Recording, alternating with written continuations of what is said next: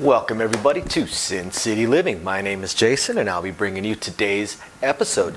As always, please hit those like and subscribe buttons. We have a ton of content for you guys coming out every single week, every single day generally. Occasionally miss a day like I did during the rodeo that is still ongoing right now.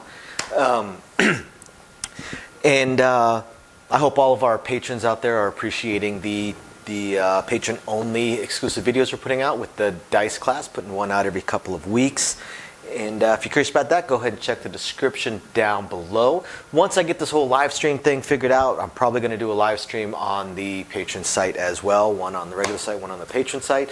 I do have the new computer for it. Theoretically, I have everything ready. I'm just so busy currently with this rodeo.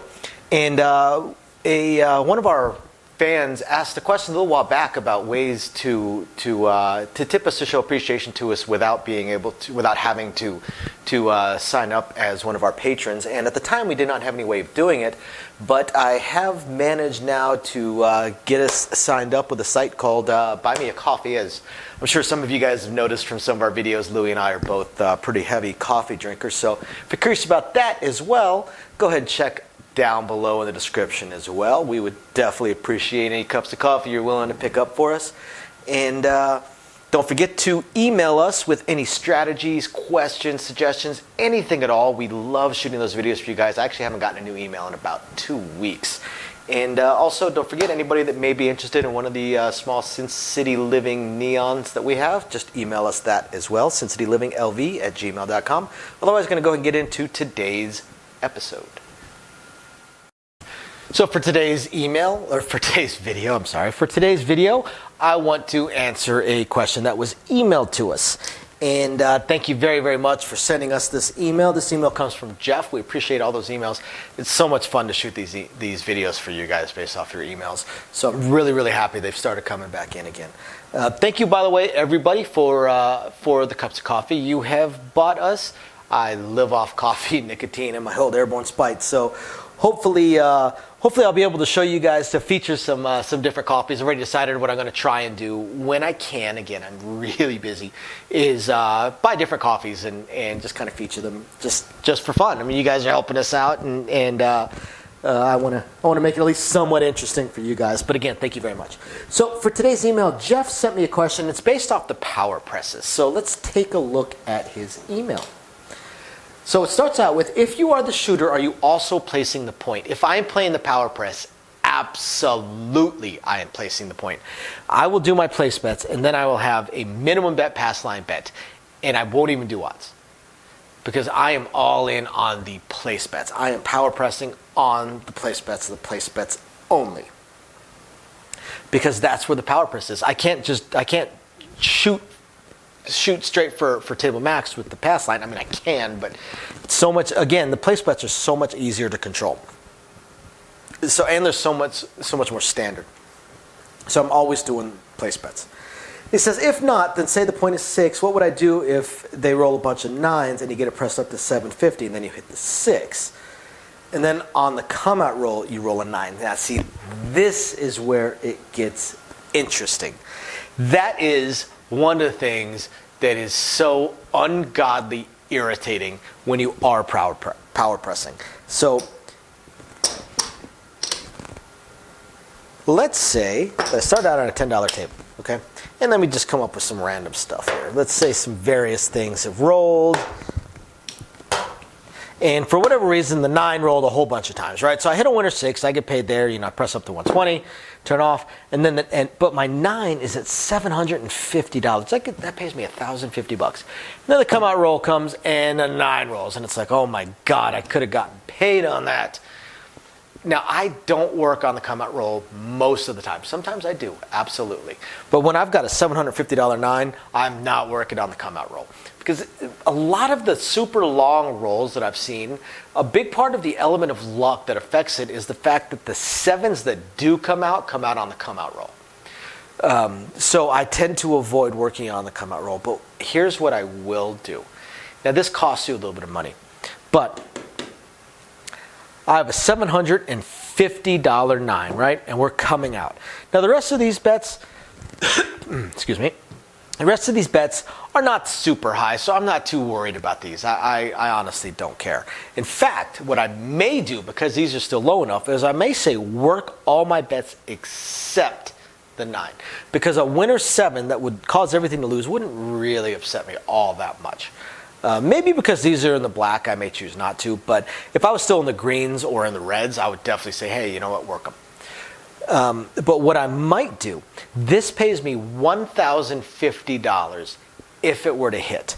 So what I might do, and this costs you a little bit of money, but I might say on the come out roll, I want to hop the two-way 9s for $150. $150. If on the come out roll, a 9 rolls, you know how much that hopper pays me? Well, it pays 7 times the bet because you're doing a two-way split. 7 times 100 is 700. What's 7 times 50? 350. Guess what? I just got paid $1,050. And since I would probably take this down, I actually got paid $1,200. That's not too bad. And it makes up for that miss. It's not actually the point of the question he's asking, but I wanted to show that to you guys because that is something that I would most definitely do.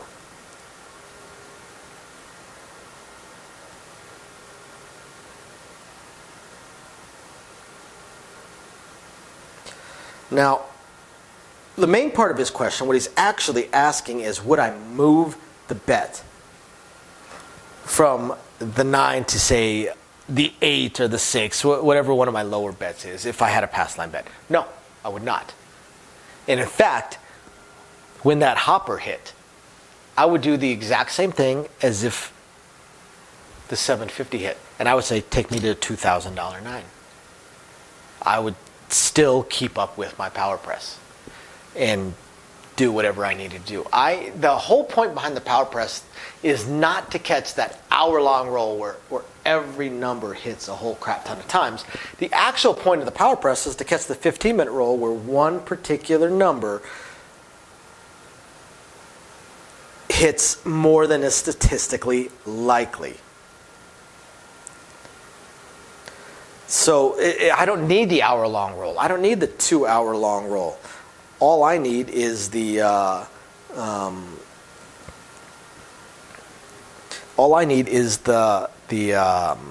any one number to hit more than is statistically likely.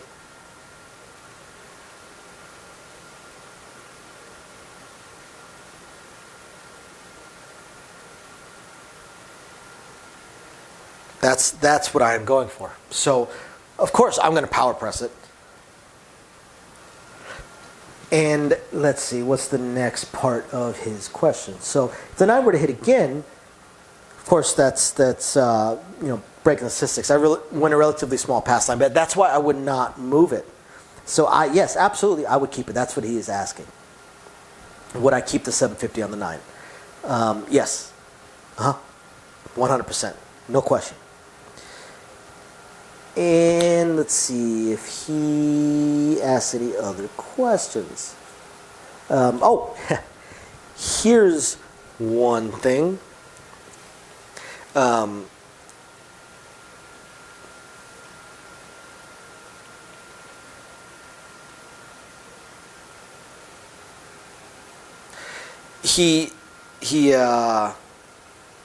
sorry, hold on a second. Sorry, just got a message. So he asked a couple questions. Have I ever seen the dice land on top of each other?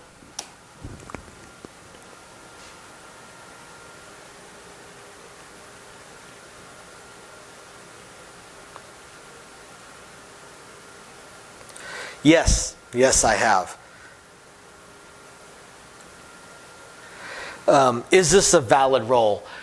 Actually, no. Strangely enough, you would think it would be, because all we have to do is move the die to see what the other one landed as. But oddly enough, this is one of the few cases where it can land somewhere on the layout and it is not a roll. This would be called a no roll. And as soon as they call it a no roll, the stick person is going to smack the dice so that there can be no questions, no issues, nothing that happens. It's kind of weird. That's one of the weird ones because, okay, you guys can't see my working stack. So my working stacks that are back here behind these numbers, right? If I have a die that somehow bounces off the wall, bounces off a bunch of other stuff, and lands directly on top of my stack of red checks, that counts. And we're going to call that number. And yet, for some odd reason, no. Right there, it does not count. Cannot tell you why. Just is. And I've seen some strange things. I've actually seen the alligator scale so worn out that the die actually stuck in it. It was just stuck in the air. Of course, that was a no roll.